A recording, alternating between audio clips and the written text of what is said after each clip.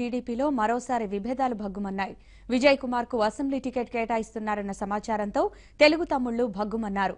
విజయ్ కుమార్ కు ticket ఇవ్వొద్దంటూ demand చేస్తూ TDP జిల్లా కార్యాలయం ఎదుట ఆందోళనకు దిగారు. తెలుగుదేశం ముద్దు, వినయ్ కుమార్ వద్దు అంటూ నినాదాలు చేశారు.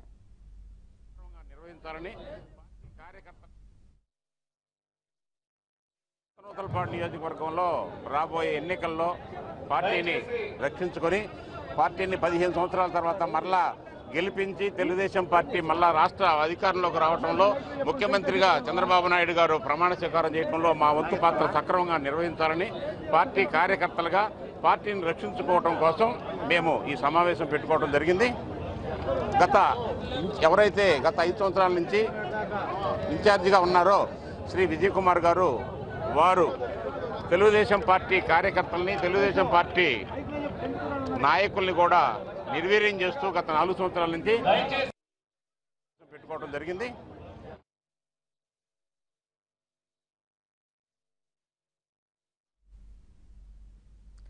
కాంగ్రెస్ నుంచి టీడీపీలో చేరి గత ఎన్నికల్లో పోటీ చేసిన విజయ్ కుమార్ సంతనూతలపాడు ఇన్ఛార్జిగా కొనసాగుతున్నారు. పార్టీలోకి సీనియర్లకు ఓ సామాజిక వర్గానికి చెందిన నేతలతో తీవ్ర విభేదాలు తలెత్తాయి.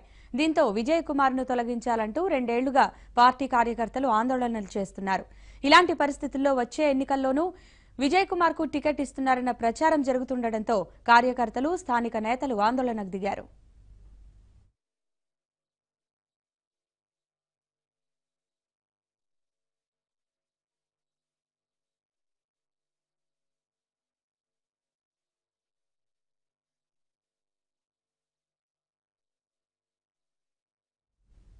ఇవి బులెటిన్ విశేషాలు.